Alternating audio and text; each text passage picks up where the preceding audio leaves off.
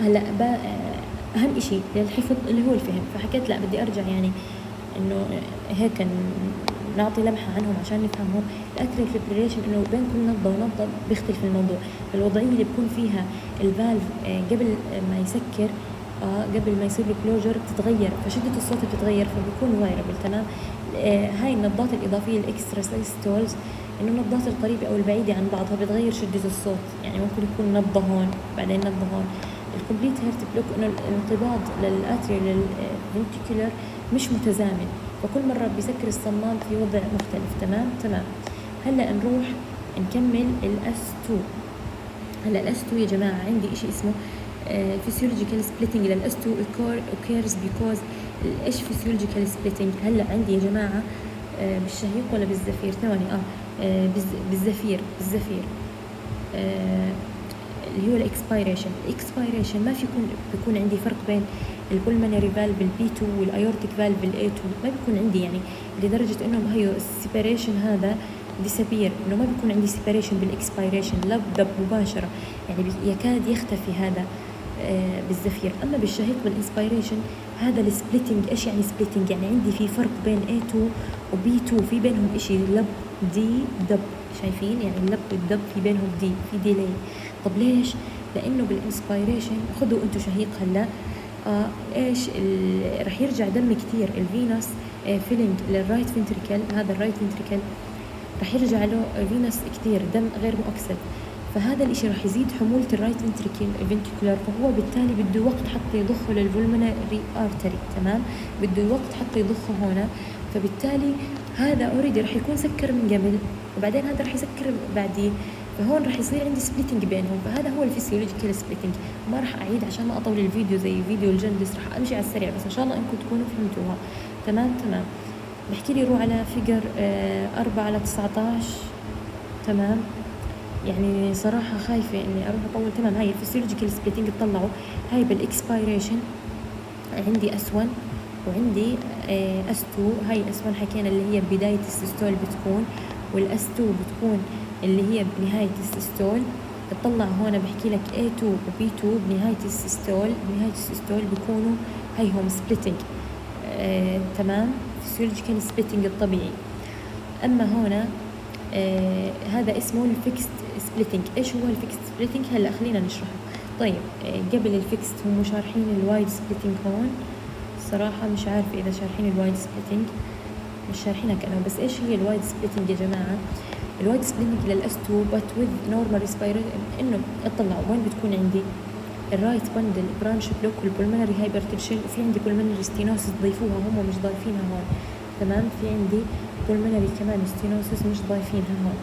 ايش يعني انه عندي الرايت باندل برانش؟ انه الحالة الطبيعية الإشارة الكهربائية بتصل للفنتركل ليفت الرايت والليفت بنفس الوقت تقريبا، بس لما يكون عندي رايت باندل برانش بلوك ار بي هاي الرايت باندل هون باليمين بتكون متأذية أو فيها مشكلة، يعني الإشارة بتوصل للليفت فنتركولار أسرع، فهو بينقبض بالأول، بعدين بتنتقل من هنا لهون بطريقة هاي، يعني إنه هيك بتلف، وهذا الإشي بياخد وقت طويل. فالنتيجة إنه الرايت فنتريكل بتأخر حتى ينقبض، فبالتالي الدم اللي بيطلع للبلمونري ارتري بيتأخر حتى يطلع، فهذا بيكون قفل بعد هذا بيكون سكر أو صار له كلوجر قبل. تمام، فإذا عرفنا تفسير إنه شو أو كيف نحفظ الرايت باندل برانش بلوك. إنه هنا الرايت باندل متأخرة، ما بيصل لها هون، بيصل اسرع، فبعدين بيجي لهون متاخر، بعدين هاي بتتعبى متاخر، بعدين بيطلع، فبتكون هاي اوريدي سكرت. تمام، والبلمونري هايبرتنشن والبلمونري ستينوسس حكينا نضيفوها. البلمونري هايبرتنشن انه هذا البلمونري ارتري بيكون فيه ضغط عالي اوريدي، ممكن من إشي مشكله بالقلب، مش عارف اذا الامبوليزم بتكون هي كمان إشي مشكله فيها، فهذا الارتري فيه ضغط. تمام، فالرايت فنتريكل بيحتاج وقت أطول حتى يدفع الدم ضد هذا. ليش؟ لأنه هذا في ضغط عالي، فهو بده يشد، بده يعمل ضغط أعلى عشان يتفوق على الضغط هذا. فهذا الإشي بيطيل الزمن تاع السيستول في الرايت فنتريكل، فبتأخر تسكير هذا، فهذا رح يكون مسكر قبل هذا. تمام، وإيش حكينا كمان؟ البلمونري ستينوسس. البلمونري ستينوسس إنه البلمونري ستينوسيس انه يكون عندي هاي البلمونري فالف يعني ضيقة، تمام، ضيقة اللي هي اللي بدكم اياه. فخروج الدم من البطين الأيمن أبطأ. ليش؟ لأنه الفتحة هاي بتكون محدودة، يعني هيك هي تقريبا هون محدودة، بس هون يعني هو الطبيعي، فبتكون هي يعني فيها ستينوسيس، تضيق. فخروج الدم من هون لهون راح يكون بس طبعا المرحلة متأخرة، لأنه احنا هون أخذنا ماتريال ستينوسيس عادي، هو اللي بيطلع أصلا صوت أسود. والمناري ستينوسيس يعني بيكون كتير الموضوع، بس انتو مدام هو يعني كتاب مش ضايفها فخلص انسوها. بس هي كمان بالمناري ستينوسيس يعني بتزبط، أنا شفت هون صراحة من شات جي بي تي إنه إيش، إنه اللي بتعمل وايد سبليتنج إنه هذا يتأخر عن هذا، فبالتالي انه هذا بيتاخر عن هذا. وين؟ بالرايت باندل برانش بلوك بالمنري هايبرتنشن، خلص بالمنري ستينوسيس انسوها ما دام هم مش حاطينها. زي ما حكينا الخلاصه. هلا عندي الفيكست سبليتنج. الفيكست سبليتنج ايش هو الفيكست سبليتنج؟ زي هاي انه نطلعوا هم بحكي لي ترو هون ترو سبليتس كاركتر اوف اتريال، انسوا هذا الموضوع. فايش هو الفيكست سبليتنج؟ بحكي لك انه always due to atrial septal defect.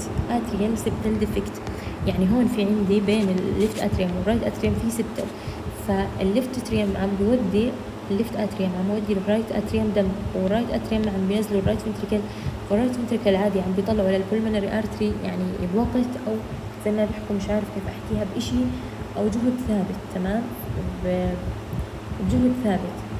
ف انه يعني ما عم بيكون في عندي اشي بيسبق اشي او اشي مفصول، فهو فيكست سبليتنج، تمام، فيكست سبليتنج.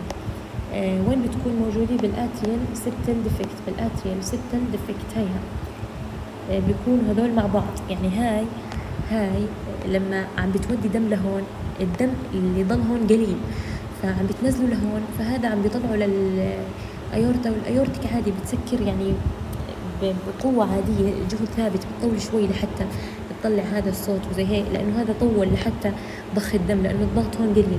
بالمقابل كمان نفس الإشي، هاي لما تحول الدم لهون وهذا يحوله لهون وابعثه لهون بضغط ثابت، هي عم بتحول هاي لهاي بإشي ثابت، وهو عم بيطلعه لهون كمان بضغط ثابت، فرح يكون الموضوع فيكس، تمام. هون هذا الإشي الطبيعي فيسيولوجيكال سبليتنج. هون في بينهم مسافة إنه أطول من هاي، لأنه عم بيطول الموضوع، ما في ضغط يعمل إنه الانقباض والسيستول أسرع، فبيكون زي هيك يعني. هلا الريزيرفد، هذا النوع هو الريزيرفد.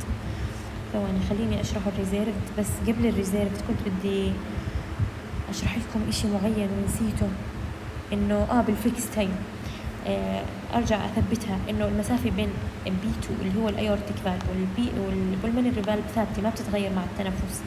السبب الاتريال سبتال ديفكت، لانه الدم بيتسرب زي ما حكينا من الاذين الايسر اللي هو الليفت اتريوم للرايت اتريوم طول الوقت، فالحمل على البطين الايمن ثابت، تمام، يعني تكيف مع هذا الاشي. فاغلاق البولمونري دائما متاخر بنفس يعني القدر تاع الايورتيك، لانه هذا بالاصل متاخر لانه ما في دم كثير، لانه الدم عم بيروح لهون، يعني خلص كفايه عادي، تمام. هلا الريزيرفد خلينا انقسام. بحكي لي معكوس، تمام، بحكي لي تطلع الفيجر 4/19، هاي اتوقع هاي الريزيرفد. ايش معكوس يعني؟ بيحكي لي هون البي 2 بتسكر قبل اي 2. احنا متعودين انه الاي 2 تسكر قبل بي 2، هاي الاي 2 قبل الاي 2 قبل. بالريزيرف لا، البي 2 بتسكر قبل. طب ليش؟ لانه بيحكي لي اشهر سبب العكس، ليفت باندل برانش بلوك. الليفت باندل هون فيهم متأذين، فيهم مشكله، ما عم يجيهم النبض عم بيجي هون اسرع، بعدين عم بيروح هون، فالنبض عم يجي هون اسرع، فعم بيضخ الدم اسرع، فهذا رح يسكر قبل، تمام، عكس اللي حكيناه قبل شوي. وسيفير ايورتيك ستينوسيس، حكينا الايورتيك ستينوسيس سيفير يعني يكون في مشكله فعلا، فخروج الدم من هون رح يكون بطيء. سيفير انه يكون في تضيق بس سيفير بمرحله متاخره، وانه ما يجي نبض ليفت باندل برانش بلوك، ما يجي النبض عم بيجي هون بعدين عم بيجي بيلف عليه. فهذا الاشي رح تخلي انه ريزيرفد انه occurs in left ventricular outflow obstruction and left bundle. هي انه البي 2 رح تسكر قبل الاي 2، تمام. هون حاط لك بالاكسبيريشن وبالانسبيريشن كمان مفصلهم، يعني انه بالشهيق الانسبيريشن عادي، اما هي بالاكسبيريشن لانه بده ضخ الدم. وهون بالفيكست حكينا والله برجع انا انساها هاي الفيكست ايش حكيناها. انه هون السبتل الاي سي انه عم الدم عم يجي لهون الاتريال سبتل ديفكت. وين وصلنا؟ تقريبا خلصنا يعني هذا الموضوع. بس اشوف دايما خلص خلصنا تمام. هلا يا جماعه راح اشرح لكم او احكي لكم عن هاي الصوره باختصار، مع اني انا بكره صراحه هاي الاشياء وهاي الصور والرسومات، يعني احس تعقيد الموضوع. بس ايش بدنا نعرف بحكي لك هون الاتريال سبتل ديفكت اللي هي الاي اس دي. وين حكينا بنشوفها؟ بدنا نحفظ انا وياكم بدون ما نضل نرجع بالفيكست سبليتنج. لانه حكينا شرحنا الآلية هي، وانه كيف الدم بتسرب من انها هي فتحة سبلت يعني بين الاذين الايمن بين الرايت اتريوم والليفت اتريوم، تسمح للدم يمر من الليفت اتريوم للرايت اتريوم. تمام. وهذا بنسميه شنت. هاي الشنت او التحويل اللي بتزيد كمية الدم اللي بتدخل للجانب الرايت من القلب ومن الرئتين. فزيادة الدم في هذا الجانب الرايت بتسبب زيادة تدفق الدم لهون عبر البلمونري فالف. تمام. وهذا بينتج عنه ميرمر. احنا لسه ما اخذنا الميرمر، بس بينتج عنه اللي هي بلمونري فلو ميرمر، اسمها نفخة تدفق رئوي. تمام. انه ايش؟ انه الدم كثير هون صار يتدفق بالبلمونري فالف، فبصير في عندي ميرمر، بلمونري فلو ميرمر. افضل مكان حتى نسمع هاي الميرمر هو في المنطقة الرئوية اللي هي الليفت باروستيرنال ايدج اللي بتيجي بين الضلع السكند انتركوستال والثيرد انتركوستال. تمام. فتقريبا مش عارف ليش هذا بطيء ما بيتحرك، ثواني بس. فتقريبا حكينا انا حامل شيء. فحكينا انه الانكريس blood flow through the right heart resulting from the left right shunt produce a pulmonary flow murmur. بدنا نعرف انه ال ASD بتعمل عندي هاي الميرمر best heart وين بسمعها بالبلمونري اريا اللي هي الليفت ستيرنال ايدج سكند انتركوستال. هلا ما بدنا ننسى انه احنا الفيرست هارت ساوند افضل مكان الابكس، والسكند هارت ساوند افضل مكان كنا نسمعه فيه الليفت ستيرنال ايدج. وعفوا ناسي الليفت وين كنا نسمع فيه نورمالي. طيب هي الليفت ستيرنال ايدج، وحتى بالرايت ممكن نسمعه كمان هون. ليش؟ لانه هم بيسكروا مع بعض كانوا بالفسيولوجيكال سبيتنج، بس بشكل عام الاستو بحكي لك بالليفت ستيرنال ايدج بنسمعه فيها. ليش؟ اللي هي منطقة البي 2 يعني الصمام هذا البلمونري. تمام. فشرحنا هاي الصورة، والملخص حكينا انه هذا الاي اس دي بيعمل هاي الميرمر وين بنسمعها على الليفت ستيرنال ايدج. واذا تطور الامر هون وارتفع ضغط الشريان الرئوي البلمونري ارتري من وراء من كتر ما الرايت فنتريكل بضخ دم بيجي دم الليفت اتريوم. فاذا ارتفع يعني البلمونري هايبرتنشن صار فيه، بتصير عندي علامات اضافيه مثل ايش؟ رايت باروستيرنال هيف، يعني صار كارديوميوباثي لنحكي تضخم للبطين الايمن او عضله البطين الايمن. فراح انا اصير اسمع هذا الهيف اللي هو او كيف بيحكوا له، راح احس بالفحص السريري بالهيف على الرايت باروستيرنال ايدج. تمام. تحديدا في المنطقه الجايه على اليمين. وكمان ايش بحكي لي؟ ايش بحكي لي؟ بسبب الرايت باروستيرنال هيف حكينا بسبب تضخم العضله وبسبب ارتفاع ضغط الشريان الرئوي. اذا الرايت باروستيرنال هيف وين راح اسمعه؟ لما يكون عندي البلمونري ارتري الضغط فيه هايبرتنشن مرتفع. وين راح اسمعه؟ الرايت باروستيرنال هيف. تمام. هلا بدي اروح اخر اشي. ثواني بدنا نشرح لكم اس 3 واس 4 سريعا، وان شاء الله انهم ما ياخذوا وقت، بس بدهم شوية تركيز يعني. تمام. بدهم شوية تركيز. و ثواني. تمام. هلا حكينا الاس 1 هي لب، والاس 2 دب. الاس 3 ايش؟ الاس 3 هي دم. تمام. بيكون هذا الصوت لو باشت. تمام. وبنسمعه افضل اشي بالبل، زي ما بنعرف انه البل بتسمعني لو باشت احسن. وين المريض بيكون افضل اشي؟ انه يكون سوباين على جنبه اليسار. تمام. سببه شو؟ سبب الاس 3 انه بيصير عندي بعد او بيصير عندي في بداية الدايستول الايرلي دايستول، او وين هو بيجيب الايرلي دايستول بعد ما يفتح الماتريال فالف. ايش بيصير في عندي اصلا بالدايستول بده يصير عندي فيلينج، بده يتعبى الدم بالاتريال وبالفنتريكل. فالاتريال فالف فتح، مش الاتريال فالف، الماتريال فالف فتح، فهي بتصير بالايرلي دايستول. فايش سببه؟ سببه انه افضل مكان بسمع فيه بالبل اند ابيكس. ليش؟ لانه سببه انه الفنتريكل تاع الليفت فنتريكل تعبى فجأة بكمية دم كبيرة وبسرعة، فجدار الفنتريكل كاتبها هون، فجدار الفنتريكل صار يهتز عندي ويعطي صوت، فهذا السبب. اذا ايش هو لو باشت بيجي عندي لما بعد ما يفتح الماتريال فالف. ليش؟ لانه عندي الماتريال او عفوا الفنتريكل الليفت فنتريكل تعبى فجأة بكمية دم كبيرة، فجدار الفنتريكل صار يهتز ويعطيني صوت. والفنتريكل هون بيكون عندي مرن نسبيا في حالات طبيعية، زي مثلا الأطفال بيكون عندهم مرن. أما في البالغين الكبار بالعمر لا، بيكون والله متأذي، يعني لسه يعني كبروا خلص بالعمر. فإذا متى بيكون طبيعي بالأطفال؟ إنه إيش يكون الفنتريكل جداره مرن. الأطفال، المراهقين، الحوامل، الرياضيين. ليش؟ لأنه تدفق الدم أصلا بيكون عندهم عالي، بيكون عندهم زيادة طلب على الدم، فالتدفق عندهم عالي. والبطين بيكون اللي هو الفنتريكل مرن. طب متى يكون مرضي؟ بعد عمر 40 غالبا زيادة الضغط أو الحجم داخل الفنتريكل بتكون بسبب إيش؟ left ventricular failure، فبحاول القلب يعوض. material regurgitation، إنه الماتريال عم بفتح بصير منه تسرب للدم برجع لورا. حالات مثل زيادة الحجم volume overload زي heart failure. هلا بالامتحان لو حكالي مريض، احفظوها، مريض عنده بريثلسنس، ضيق نفس ويكون سيفير، وعنده مثلا حكالك الاس 3 مسموع والله بالابكس مثلا، ايش بيكون؟ احتمال كبير انه يكون فشل قلبي. حكينا لانه احنا الاس 3 هاي بنسمعها فشل قلبي عند مرضى فوق 40 سنه، بيكون عندهم تقريبا هيرت فيلر او فشل بالبطين الايسر. تمام. اذا بريثلسنس او شورتنس اوف بريث حاد مع اس 3 صار اسكولتيشن مسموعه، ايش احتمال عندي هيرت فيلر. تمام. حكينا عنه انه من وين بيجي؟ من البريف period of rapid ventricular filling immediately after opening of the atrioventricular valve and is therefore heard after the second heart sound as lub dub dub. It's normal physiological finding. حكينا مثلا بالأطفال، بالحوامل، بالفيفر، pregnancy، وبعد عمر 40 سنة usually. ليش؟ due to left ventricular failure or material regurgitation. إيش يعني regurgitation؟ إنه برجع.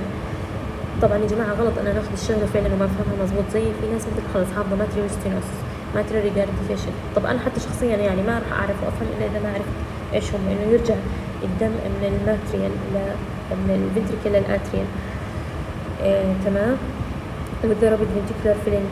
ننسى هذا الموضوع خلاص. بحكي لي هنا الفورث هيرت ساوند كيف بنسمعه؟ هذا بيجي قبل S1 يا جماعة. نرجع، مش عندي لب وبعدين دب 2 وبعدين دم 3.